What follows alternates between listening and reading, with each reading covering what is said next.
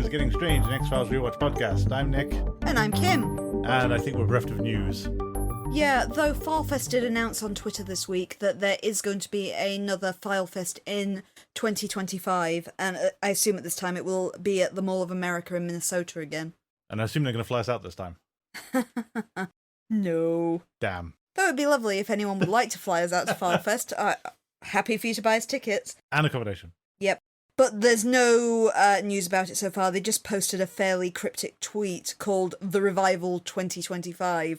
But I guess if you follow the FileFest _MSP, that's FileFest spelt with a PH, and MSP Mother Sierra Papa, you will be able to get information as it is released. Cool. Sorry for missing last week, but it was too hot. It's almost too hot this week. Yeah, it really is unbearable here in the studio. To Via Negativa. Directed by Tony Warmby and written by Frank Spotnitz. First broadcast on the 17th of December 2000. There's some interesting people in here. Okay. As you might imagine. So, our guest stars, we have Wayne Alexander, who played G. Arnold, who was in a strange low-budget film I've seen called Space Invaders. Okay. Which was basically, let's do War of the Worlds again, but for comedy.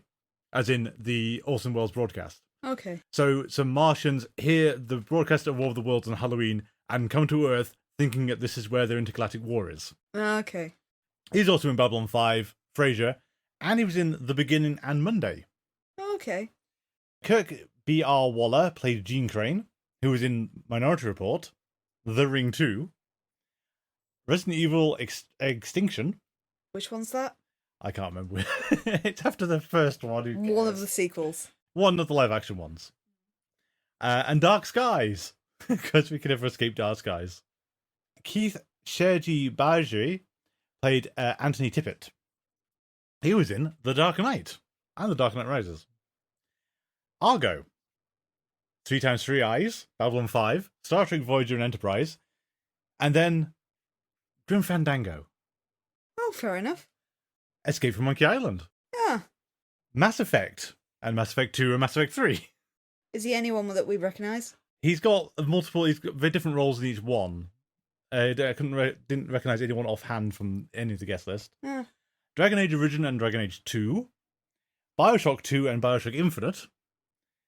Fallout New Vegas and Fallout 4. Skylanders. Dishonored 2. And for a while, he's been the English voice of Gilgamesh in any Final Fantasy thing where Gilgamesh shows up. Oh. Presumably up to and including Final Fantasy VII Rebirth, then. Indeed. Not sure why he was in that one, but he was. And then there's Grant Heslov, who played Dr. Andrei Bormanis, who directed The Men Who Stare at Goats. Ah. He was also in Argo. Again. I did think he looked familiar. But we got two Argo people in the same episode. True Lies, Congo, The Birdcage, and, because it's such a great joke in Nope, The Scorpion King. Ah. Would you like to give us a synopsis for this episode? Sure. In Pittsburgh, two FBI agents, Angus Stedman and James Leeds, are observing a house when Leeds falls asleep. When he wakes, he discovers that the front door of the house is open. The two agents investigate and stumble upon a room filled with dead bodies. Suddenly, a man wielding an axe and possessing a third eye murders both agents with a blow to the head. The following day, Scully calls Doggett to inform him about the case and says she will not be joining him due to personal matters. Doggett visits the crime scene and meets with Skinner, who tells him about the cult and how the victims died. Leeds' body is found in the car, but his partner Stedman is missing, along with the cult leader Anthony Tippett, the man with the third eye. The FBI later finds Stedman at the locked-up condo with a fatal blow to the head. Meanwhile, Tippett is searching for a pharmacist and stumbles into a phone booth to call an unnamed person. When a homeless man asks him for change, Tippett attacks the tramp for trapping him in the pavement and axing his forehead. At the FBI, Skinner briefs Kirsch and other agents about the case. He tells them that Tippett used the hallucinogenic plant Taberanthe iboga as an aid to bring himself closer to God, using a combination of Christian and Eastern religious practices called the Via Negativa, which is Latin for the negative way. Tracing Tippett's earlier call leads Doggett and Skinner to Andrei Bormanis, a drug dealer. Bormanis is arrested and put in a cell at the local police department. At the jail, Doggett has visions of him holding Scully's severed head in his hands. After waking, Doggett realizes his vision was a bad dream.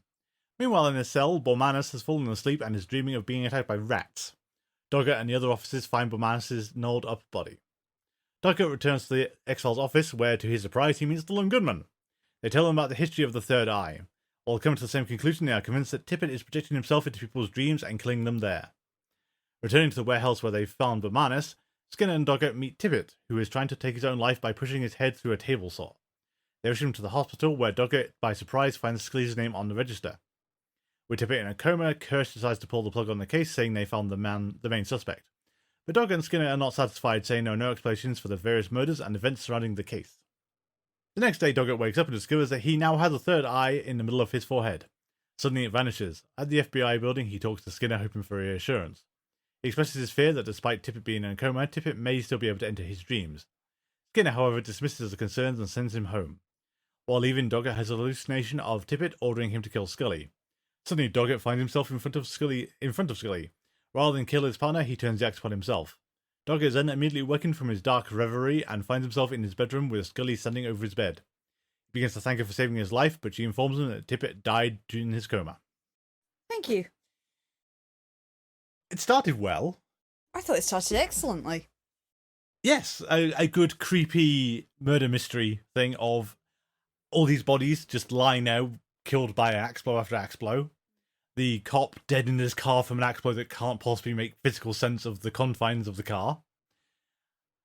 The other guy being found in his apartment.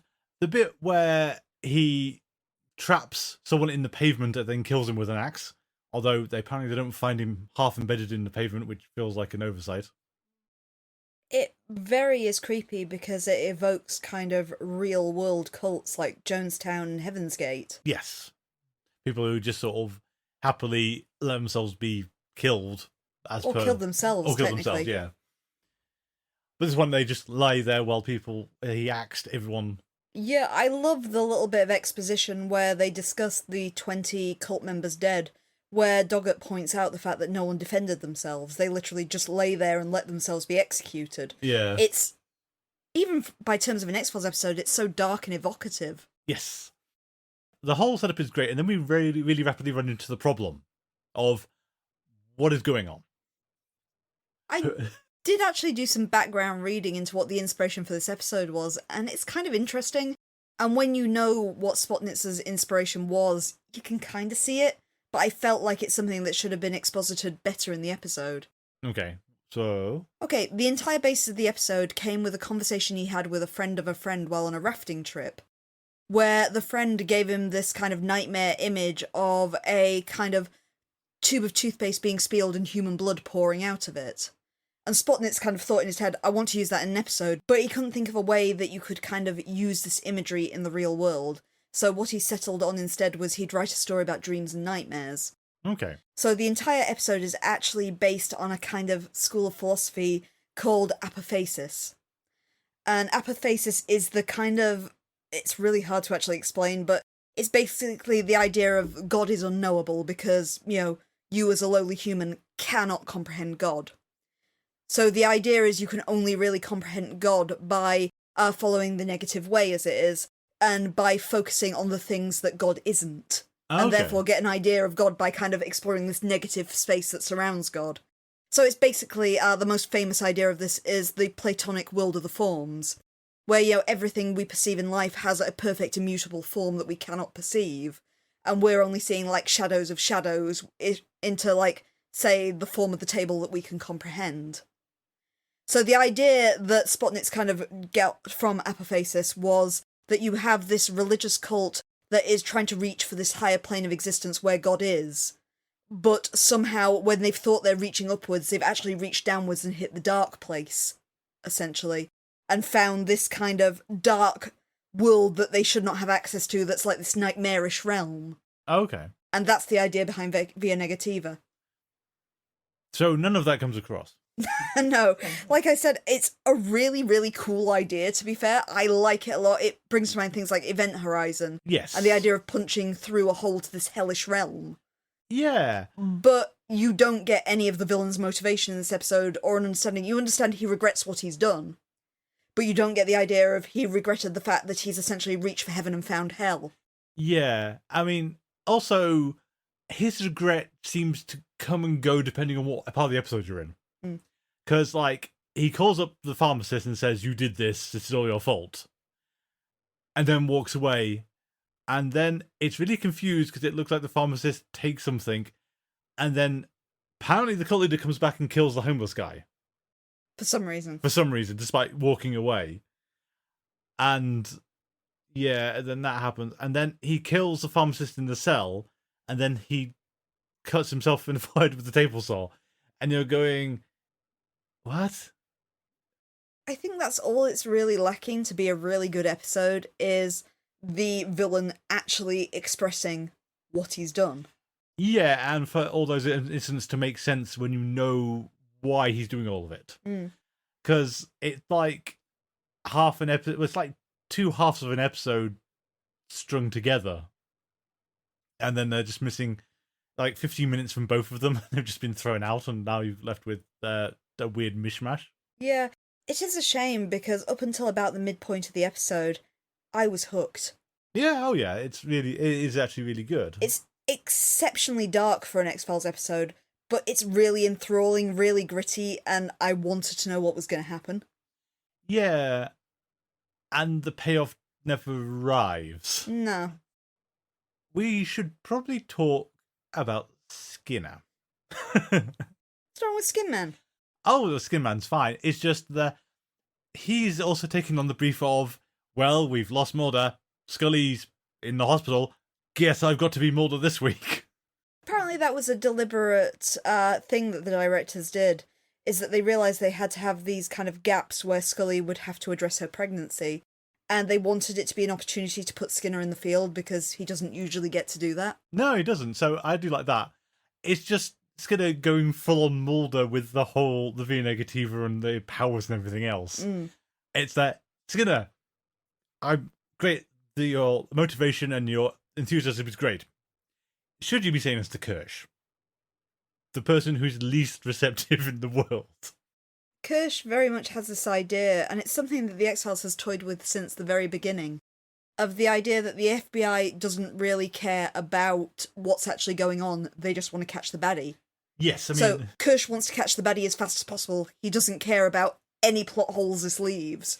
There's a case to be made for the real world of extrapolating this out to all policing in most Western countries, if not the entire world over.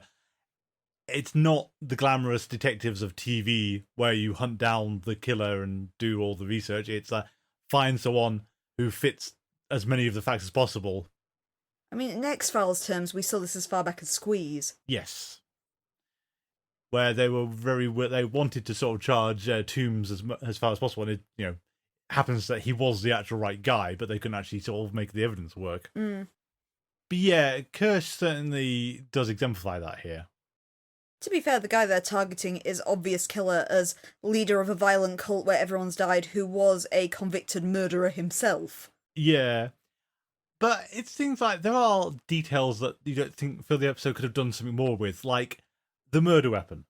It's on permanent display in a museum in another country. Oh, the invisible axe. Yeah, and that matches the mark, the wounds, and they can't find any of the murder weapon. And that's just like dropped by the wayside. And I think you as the audience are meant to put together that he's killing him in dreams, so therefore he doesn't need the actual physical thing. That's great. You'd think the forensic people are going to have a nightmare trying to explain this. And the only reason you've got an actual open and shut case here is that he wound up in a coma because he decided to put his head into a table saw. Which we've got to read now, knowing the background of he wanted to close his third eye permanently because he's seen hell. Yes. It would be nice if that came across in the episode and he didn't sort of flip between being panicky and weirded out, because I like the whole, sort of accusing the pharmacist of, you did this to me and everything. That idea he's gone too far. Is then when he uses his powers to kill the pharmacist and possibly try and influence Doggett that you go, what? No, hang on. I felt it did bring to mind two other X-Files episodes from earlier seasons, both of which I think kind of collectively handled this concept better. Okay. One is The Walk, or other one with a killer who can astrally project to kill people. Yep. And the other is Sleepless, which is the other one where a killer kills people in their dreams, or by making them hallucinate bad things, basically. Yeah, both of those did it better. Mm. It is one of those things again where you can't help but think that one of the influences on this episode, as much as they probably don't want to admit it, is of course Nightmare on Elm Street, because we're not going to get past that one very easily. I'm really surprised that nobody name-dropped Freddy Krueger over the course of this episode. I feel Mulder would have had the nod in, because, we mentioned him before in X-Cops. Yeah, and we've made this point a few times that I don't know if we're just too poisoned with pop culture referencing now versus the 90s and 2000s. Mm. But it does feel odd that you wouldn't make that obvious connection. Doggett sort of dismissing it's like, this sounds like a Freddy Krueger film. Mm. The other thing I mentioned before and it made me think of is Event Horizon, which is a truly underrated sci-fi horror film, to be honest. It's one of my absolute favourites.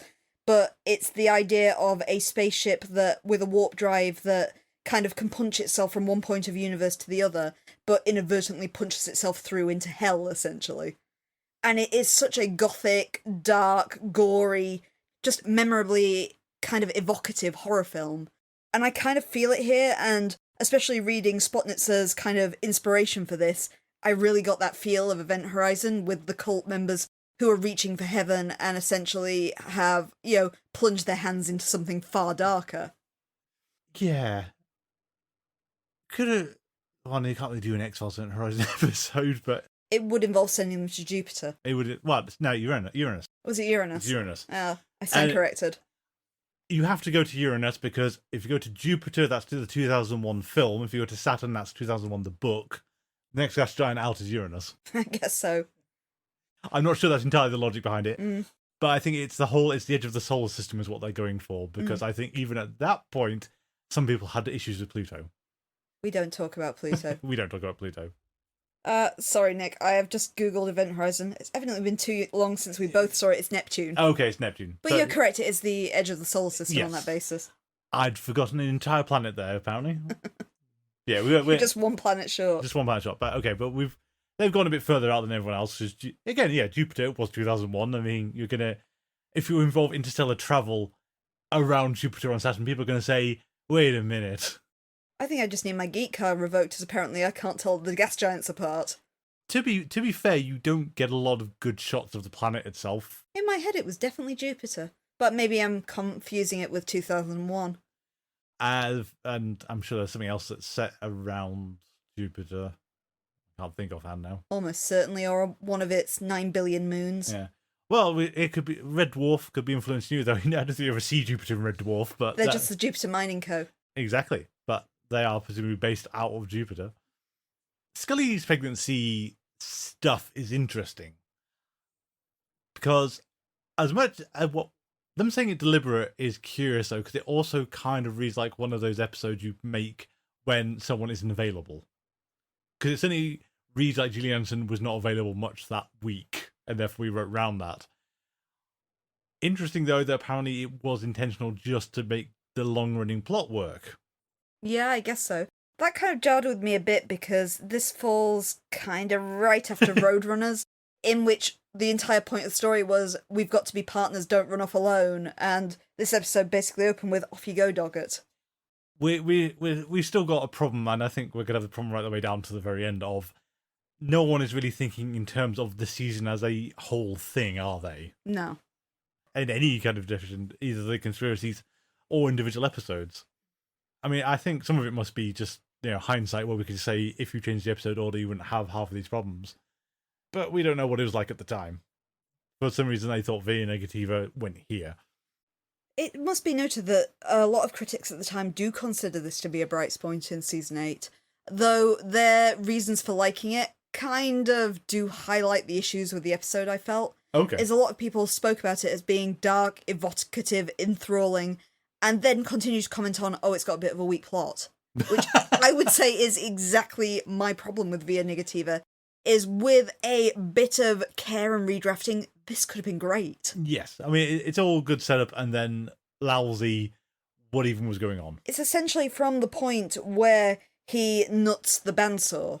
Yes. The episode went downhill from me. Okay, yeah, I suppose, we can get into that I didn't understand anything from that point onwards. Because you got Doggett wandering around like he's in a dream. He might be in a dream. I'm not actually sure at what point. Well, we initially have this recurring image of perhaps this can be stopped by destroying your third eye.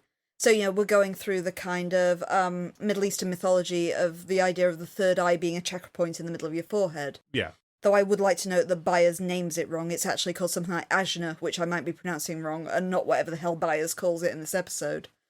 But you saw previously Andre the drug dealer stabbed himself in the forehead because he thought this might protect him, which it ultimately didn't because he got eaten by the rats in one of the kind of most horrifying scenes in the entire episode.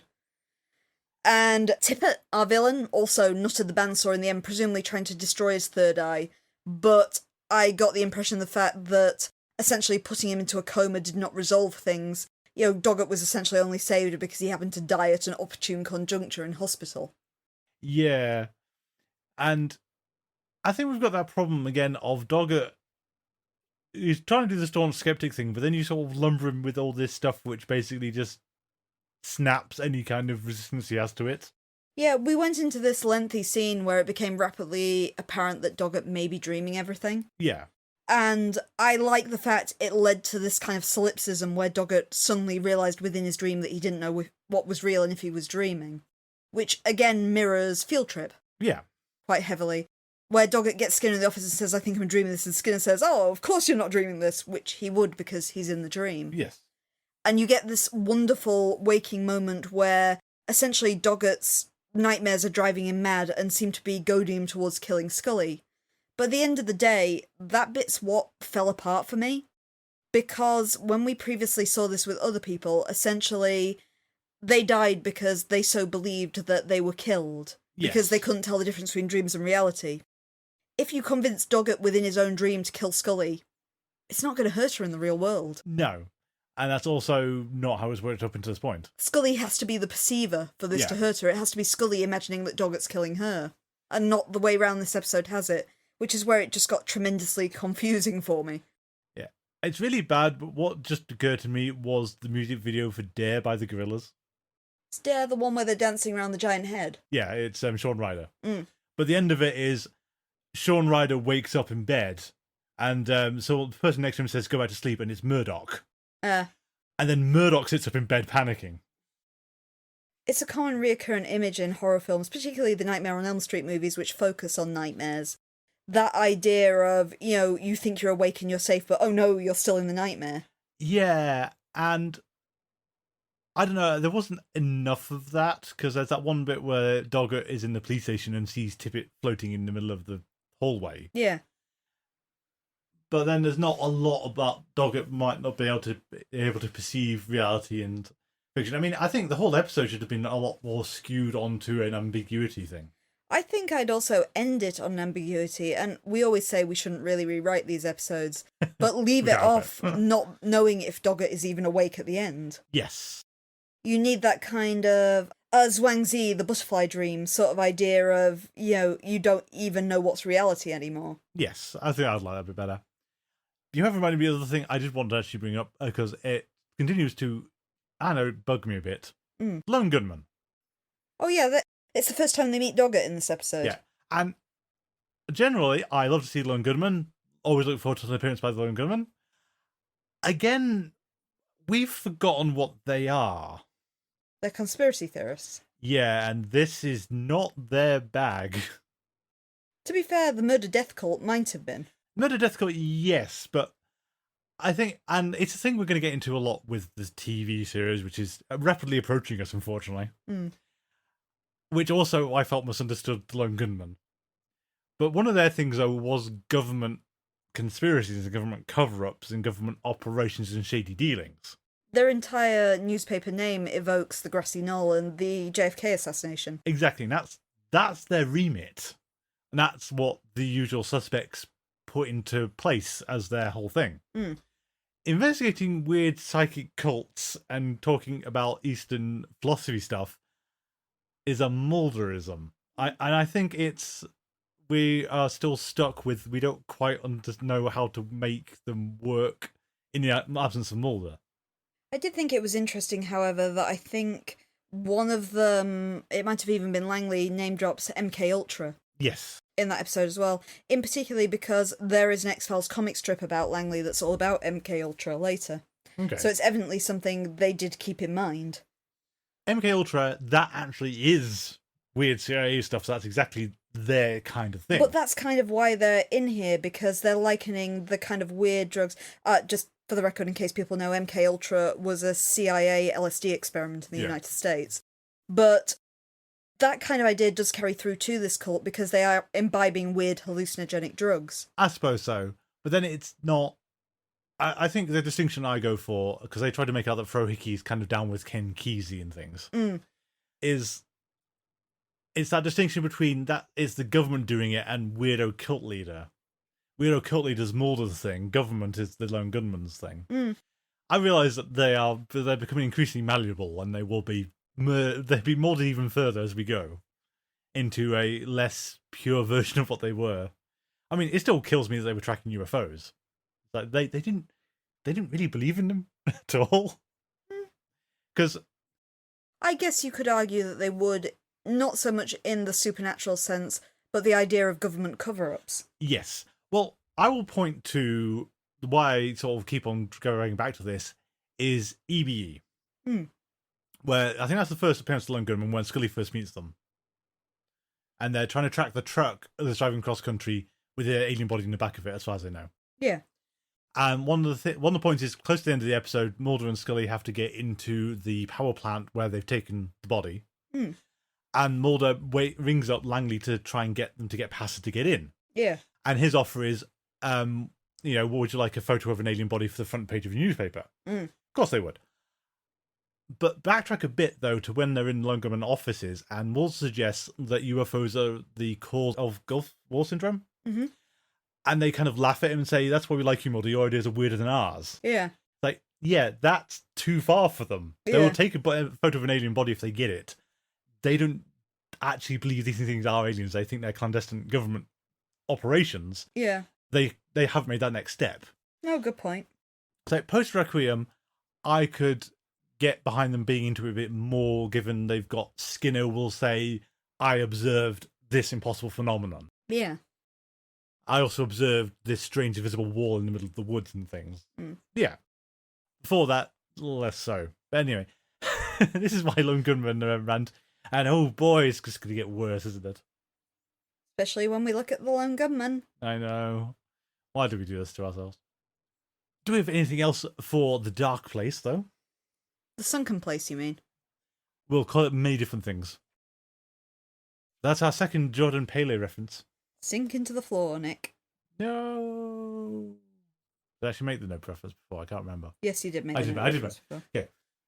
No, I don't think there's much to add. It should really be noted for this one that this was one of Robert Patrick's favourite episodes to film, in part because he got to act vulnerably in this episode. You know, it's an episode where he got centre stage and he got to show Doggett kind of having weaker aspects to his character.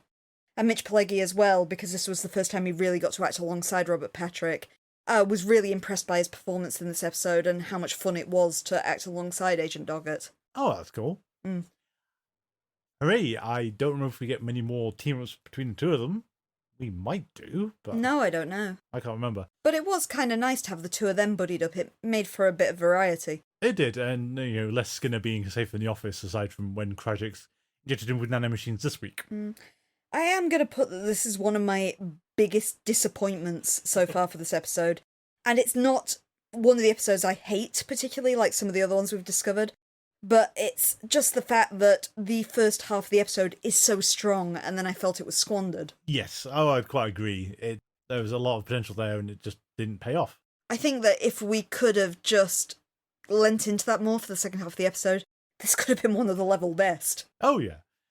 Just have the villain have a coherent motivation that we can understand, please. And a proper face-off, and not just the fact that he drops dead halfway through the climax. Yeah, and then he just conveniently dies in hospital of in his coma. I mean, think back to The Walk, where it's similar. The villain does drop dead halfway through the climax, and that's the only thing that saves the main characters. But there is a climax leading up to this. There are stakes. Mulder is very nearly killed, and it's just sheer luck that the guy passes away at that point and ends the assault. Well, I think it's also partially that Scully finds him like seizing, and they try to do medication, and that possibly is actually what kills him. Mm. So yeah, there's a whole. It's better handled. Let's put it that way. Yeah. Shall we take this episode to the Exterminators? Good segue. Thank you. Surekill, directed by Terence O'Hara, written by Greg Walker, and first broadcast on the 7th of January 2001. So there's some interesting bits in here. Oh yeah. Okay, so guest stars Michael Bowen plays Dwight Cooper, who you found best known for Kill Bill Volume 1. He's Buck, right? He is Buck, and he likes to do inappropriate and non-consensual things with female patients. Words you'd need to bleep out if you say them. Yes. He's also in Beverly Hills Cops 3. Okay. He was in Jackie Brown. Mm. He was in Django Unchained. He was on the remake of Last House on the Left. But you've seen him in something else. Okay. Something that involves Vince Gilligan.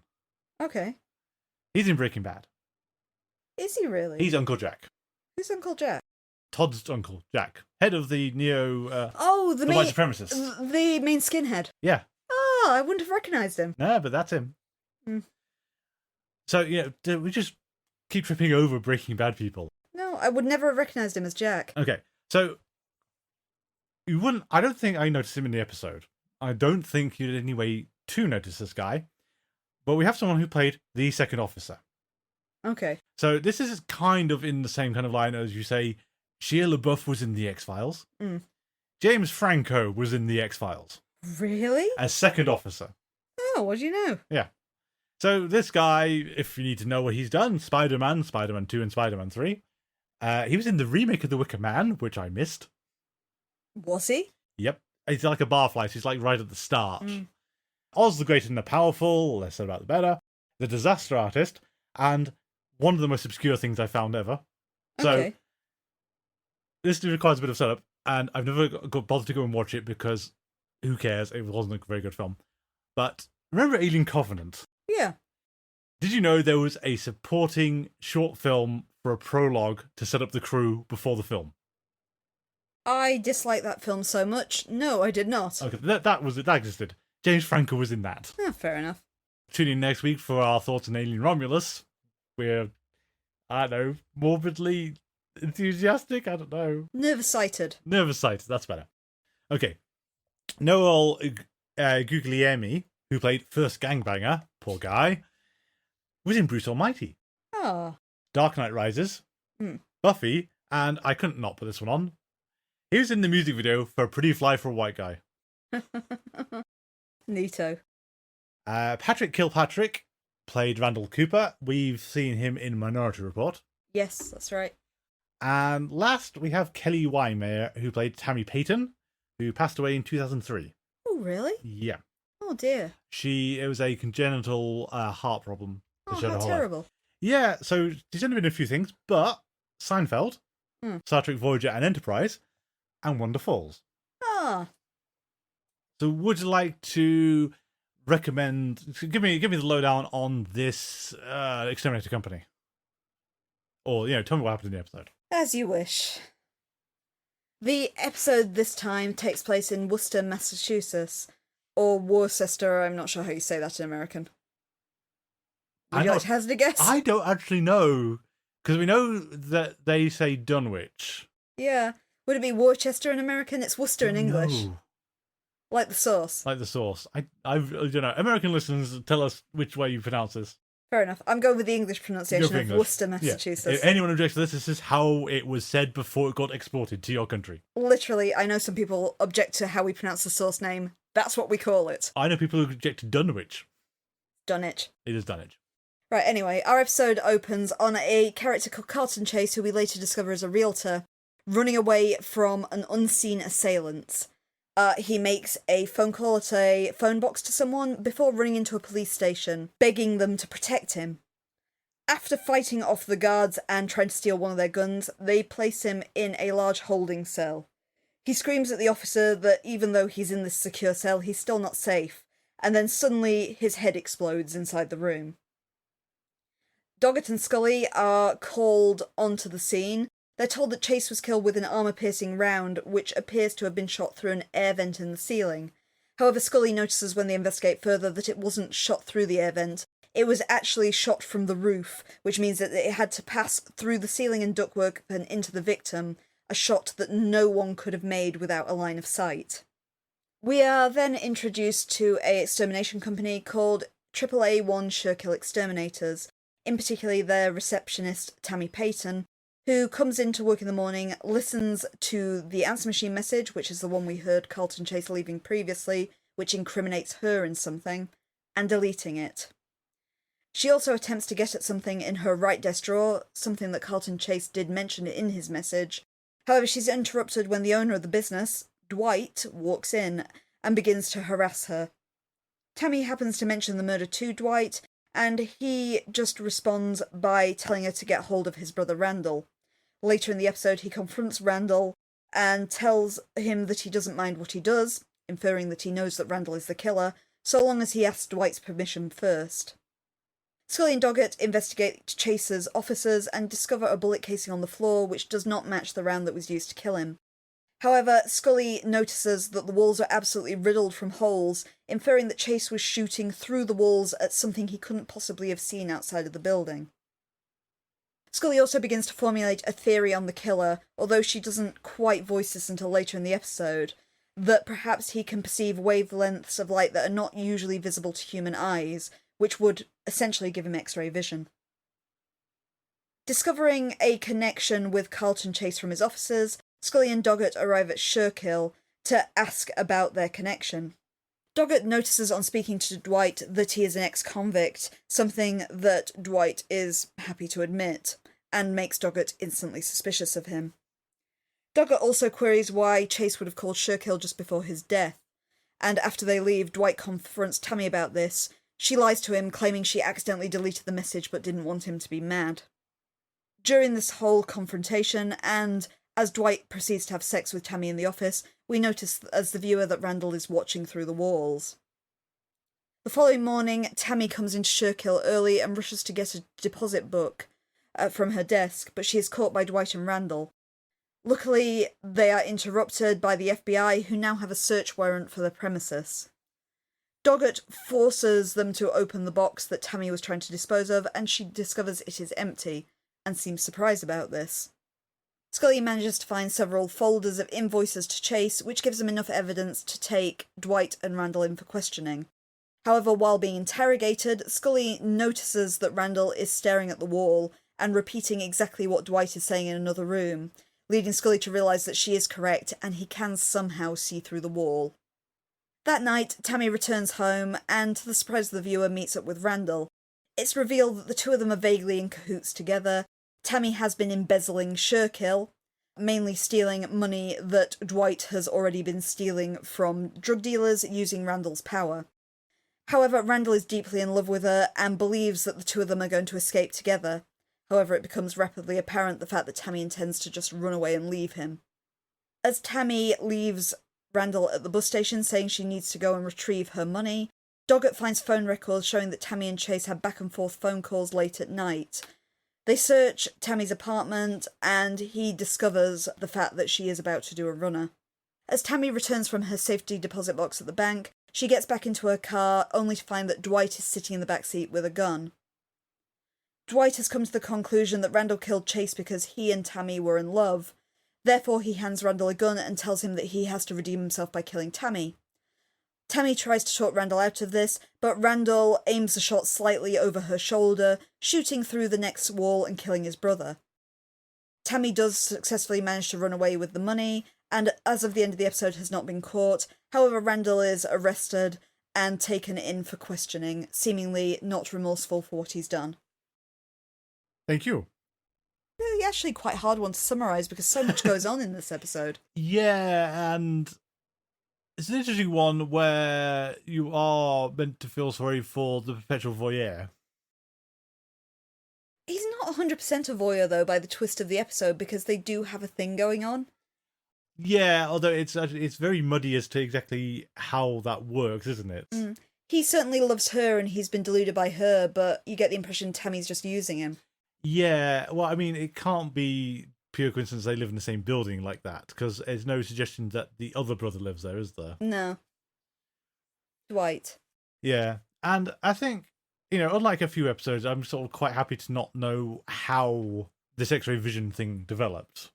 I kind of just like the duality of it, of the fact that it exposits the fact that Dwight and Randall are identical twins, and they seem to have kind of inherited absolute opposite characteristics. Yeah, well, that maybe puts me in mind of all things, the film Twins. Yeah, you've got that exact idea in there. Yeah, but this is done to a more supernaturally, kind of more sinister bent to it. So you've got the idea that Randall is kind of unintelligent but physically very powerful. Yeah. And his brother is a lot slimmer and weaker but very, very smart. Yeah, a lot cannier. And more importantly, Dwight is registered blind, but Randall's got this supervision. Yes. And I very much like the whole, the thing that the losers would do many years later with the shooting using his fingers. Oh, the finger guns. Yeah. That was a nice touch. At the same time, you go for, that's pity for the audience, because none of them are surviving this. You don't have to do the stunt work. You can just have Randall shoot them from the side of that wall. Oh, but, if you're in Dwight's position, it's kind of fun. It is kind of fun, but it's one of those, you kind of want someone to be left alive afterwards to say, yeah, he just shot me with his fingers. I don't know how it works. But nobody's left alive in the losers either. It's true. This is an episode that quite surprised me when I read the critical responses to it, because it was absolutely panned when it came out. And indeed, a lot of reviewers drew a connection to Via Negativa, which got absolutely rave reviews at the time it came out, saying that this one is so weak coming directly after that episode. I would heavily disagree. I mean, the premise, it's got the mystery hook is great. Guy screaming about, he's going to kill me. I'm not safe in this, heavily barred room. An absolute locked room mystery. Yeah. As you said, though, it's not clear how that blood got on the glass. I'm going to go, it's the angle of the shot that bothers me, is essentially his head explodes because, he's shot in the head with an armor-piercing round and splatters the glass that's right in front of him, so you think, therefore, the shot has to come from behind. Yeah. That's exit wound. Whereas if Randall is shooting down from the ceiling, surely the bullet would therefore travel down into his body. Yes. He's very lucky he didn't actually get knocked off course by anything, and there had to be a second or third shot. You've got to go on the fact that he is the perfect assassin. Yes. It's kind of odd that they're not actually doing more with the assassination work, though. I kind of like it. The contrast to Breaking Bad is interesting, even though Vince Gilligan doesn't appear to have much to do with this. This is almost a Breaking Bad kind of scheme. With a supernatural edge to it, but Randall and Dwight and the real estate agents are doing this so low key. It's just such a tiny operation, and they're sort of raking money, but not raking in huge amounts of money. Yeah. I guess when you're thinking about it taking place at the police station as well, your counterpart for Breaking Bad is the one where they erase the computer by essentially running a Breaker's Yard magnet up to the outside wall of the police station. Yeah. It's something that's absolutely devastating, but relatively simple. Yes. And in this one, it's shooting someone through multiple walls. I'm not sure how good an armor-piercing round is. Would it really go through multiple floors of a building Well, like that's that? what I was trying to get at with the whole he's lucky nothing knocked out of course, because one anecdote I always remember is Fight Club. Okay. So it's really hard to spot in Fight Club, but when the narrator pulls the trigger in the gun at the end of the film, Yeah. if you look very carefully, and it was in one of the making of things, you can actually see the bullet coming back out of his mouth. Oh, okay. Their point was it's ricocheted off a tooth or something. And, most fiction with firearms, that sounds implausible, that, a bullet can ricochet off bone or something. But apparently it's perfectly plausible.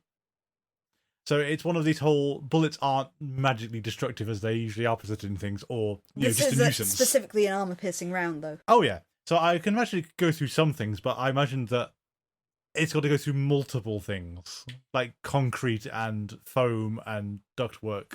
I did learn from reading this, I shouldn't be surprised, but it's still kind of disappointing that what Doggett calls the Godfather method is actually a Hollywood fiction. It doesn't actually work. So that's, wrapping a towel around a gun to make a silencer. Yeah. And I do know as well that the terminology is wrong. A suppressor is the actual technical term, Not a silencer. not a silencer. No one says that. Apparently, gun people are very annoyed by that. You never call them silencers, and Why they wear not? just because they're called suppressors. Okay. That's what the technical term is, and also they wear it over time. Okay. And also they don't do what films depict. Do you know that noise? The pew. Yeah, not true. Apparently, all that they do, I can't remember where I read this, but I did read it somewhere.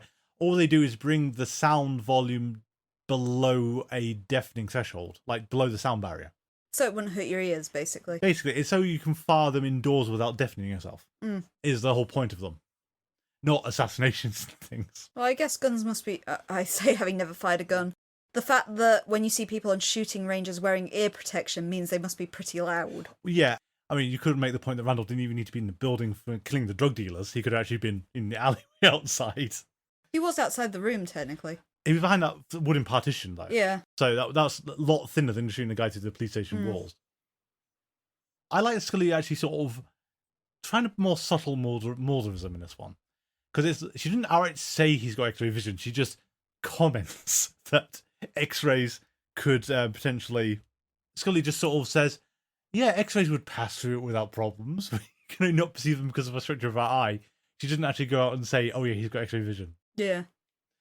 Or presumably not quite X-ray. It's not clear what vision that would be, because X-ray, you don't think you get quite that look. I mean, admittedly, I'm only working off what X-ray films give you, but... X-rays do pass from most things, but you've got the idea of magnetic resonant imaging. MRIs exist because they can give a clearer shot through things than X-rays can through magnetic imaging. Yeah. So I imagine what you'd see through an X-ray, it wouldn't be like, for example, when she's having sex with Dwight, you wouldn't be looking through and watching it like it was on a TV scene. You'd be seeing through to a kind of skeletal level to things that the X-ray wouldn't actually pass through. And inevitably, this is going to make me think of... So what you're going to get is the video for Hey Boy, Hey Girl by the Chemical Brothers, rather than being able to perv on your brother having sex Pretty with a much, girl. but even on the same level, I'm not sure if an X-ray would pass through that many levels of wall. You know, X-rays don't pass through lead, for example, and things like that. I think the episode did a good thing where it's sort of alluding to X-ray vision, but not outright saying it's X-rays. So you can have the effect where it's sort of he focuses through objects. She doesn't specifically say it's X-ray vision. Doggett says that as well. It's just the idea of you're seeing it on a wavelength of light that can pass through solid objects. Yeah. Which, you know, it makes sense. I mean, I don't think anything can do that as far as I'm aware in the actual real world. I think you'd have the problem of, you know, even light in any form cannot pass through an object of that thickness. Yes. It's not light you're seeing, it's a different wavelength of energy. And something has to be emitting that energy as well, because if it's X-rays, then there's a huge X-ray source on the other side that's blasting towards Randall at all times. We digress. It's kind of indicated in the episode that Randall's eyes aren't normal anyway, because he's got those kind of yellow hawk eyes. Yeah. Which you think somebody would notice at some point. You would, yeah. I kind of like... He's nicely subtle, though, Randall. Because it's things like... Given the fact he can see through things, he can see things coming. It's like twice he does it. Is when the FBI first come to the exterminators, he just sort of sees them coming and walks away. And then at the bus station, when he's looking around for Tammy and she doesn't show up, he also just turns and walks away, and they just don't even know he's to look for him there. Yeah. And that's great. I mean, again, that evokes kind of like how the Terminator was originally going to be. A silent person who could sort of blend into a crowd and vanish. Not Arnold. Impressive for Randall as well, given that he's enormous. He is, but then he kind of hunches though when he's sort of trying to walk away, and he just sort of keeps his head down. He's surprisingly non-assuming for a character that looks like a kind of typical gangstery thug character. Yeah, and I like you made the point though before that Dwight is the brains of the operation. It's sort of he clearly is in charge of everything, and it's despite ripping off the drug dealers and working with this real estate agent to launder the drugs and the money and everything else, it's still quite impressive that they're maintaining what must be an unsatisfying, unlikable job. Because I don't think people aspire to be exterminators, really, do they? No. It can't be a fun occupation. But they're keeping at it because that's the cover for what they're really doing at night. Yeah. And they clearly know what they're doing because one of the clues that leads them to Surekill in the episode is pesticide on the silencer. Yeah. And when they go there and they mention this chemical name, Dwight immediately says, oh yeah, every exterminator uses that. Yeah. So it's not even that it's a cover, it's they are doing this job legitimately. Yes, they know exactly what they're doing. They've just found out a suitable other career path they can engage in. Mm. One thing, though, I would sort of say breaks credibility a bit. And this is kind of like picking at straws and things.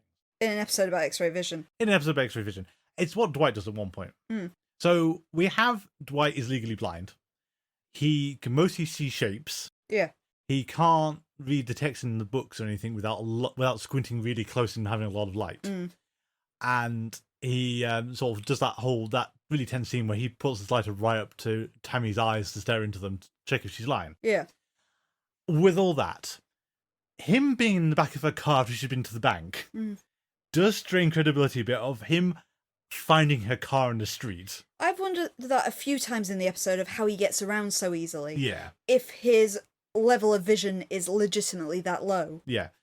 Yeah, how did he get over there? How did he even find a car on a crowded street? Or even how does he even do his job efficiently? Yeah. Though it is inferred because they had a phone call at some point saying things like, hey, you didn't do a very good job. But maybe they're not great at their jobs. No, and they don't need to be, do they? Because they've got... They're raking in drug dealer money. Exactly. So it does feel like all fits together. There's just that one moment of Dwight to make sure the climax happens correctly doesn't read right. Mm.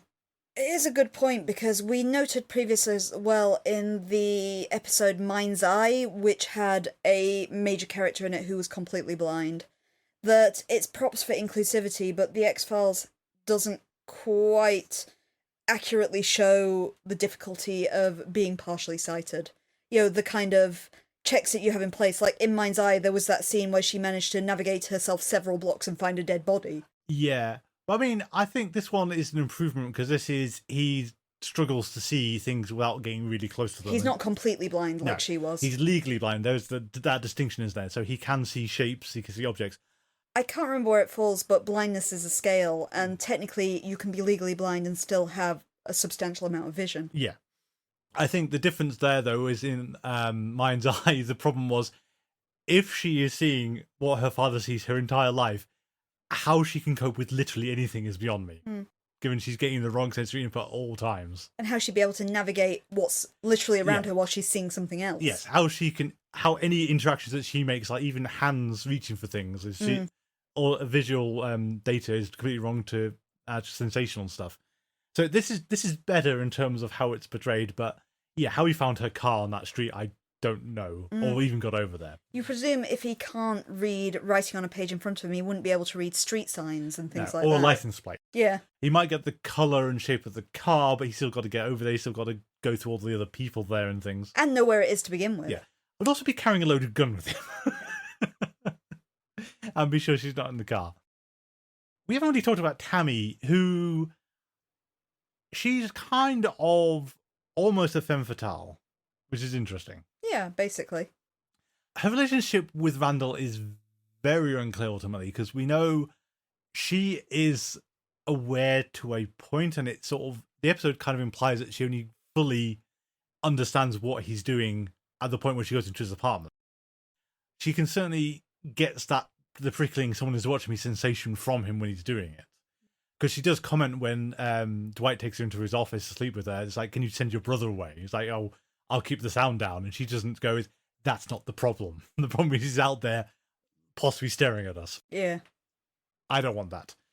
To be fair, there's a whole load of terrible power dynamics going on there anyway, but given that I don't think Tammy's into him.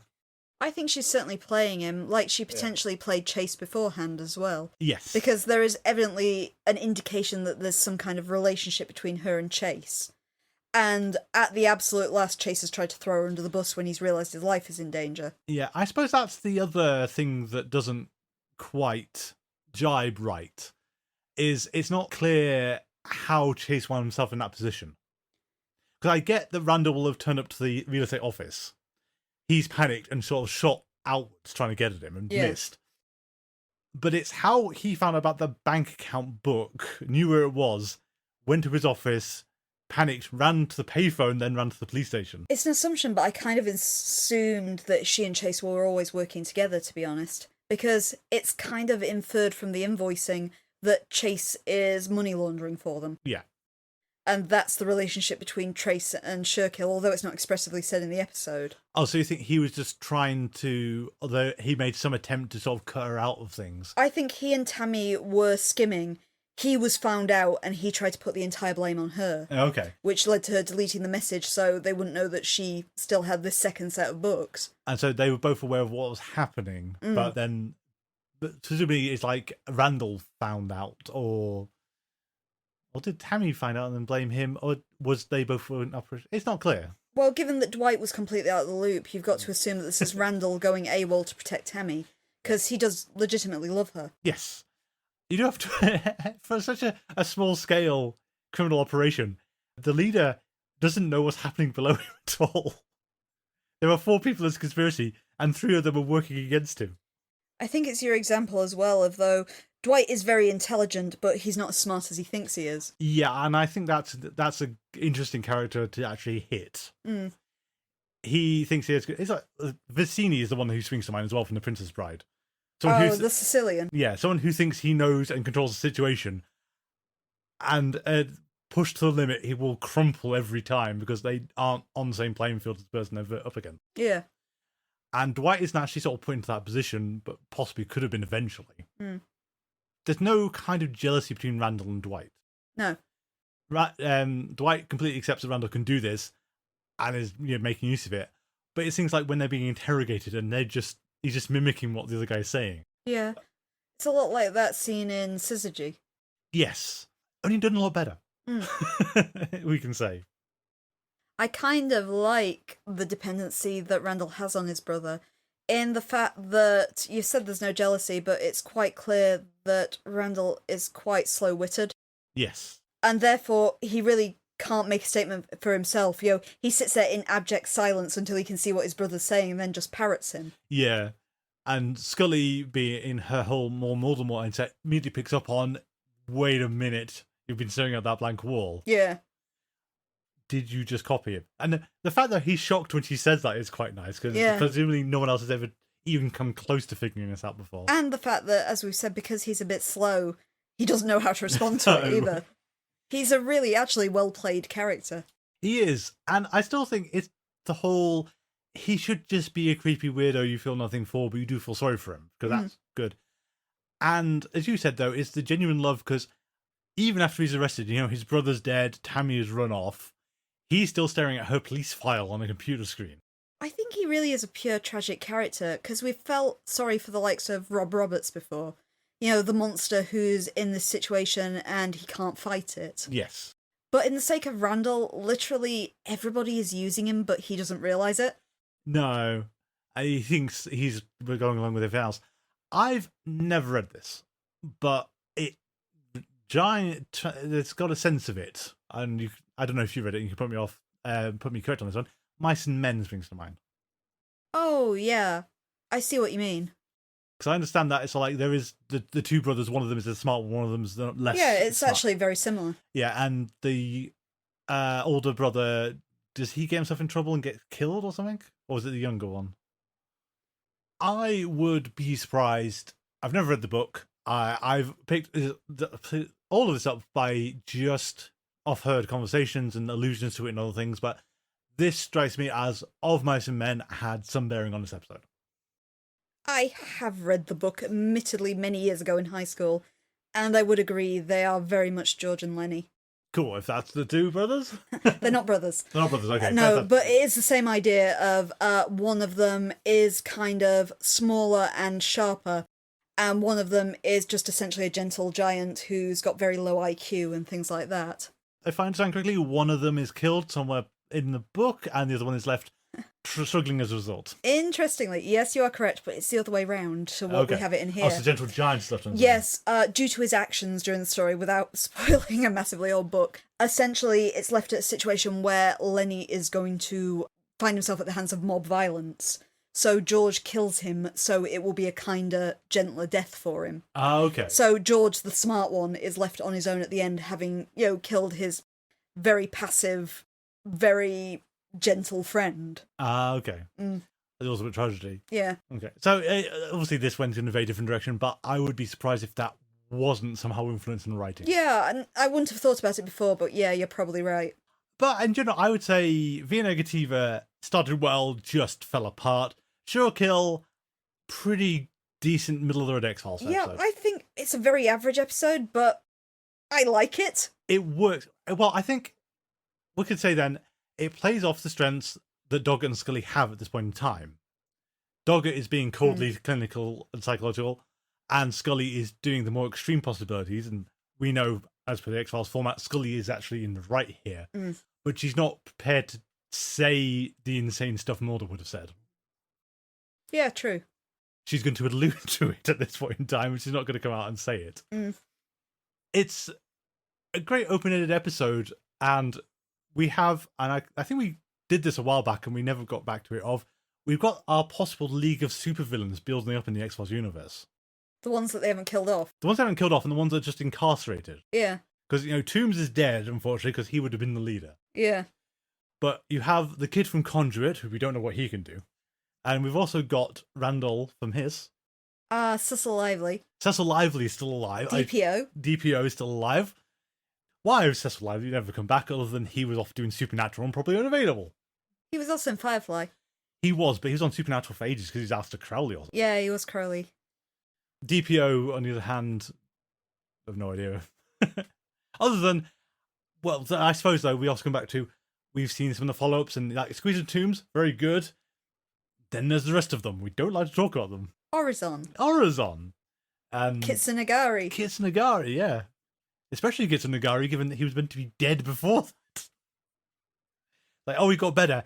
Got better? He had a terminal brain cancer. You said it was going to kill him. Yeah, X-Files does not do good on sequels. No. So next week, we have Salvage. You can react. A Metal Man Scully? And Badler. Yeah, that's definitely an episode. I remember Salvage being good. Yes, I remember Salvage being good. Badler exists. Badler exists.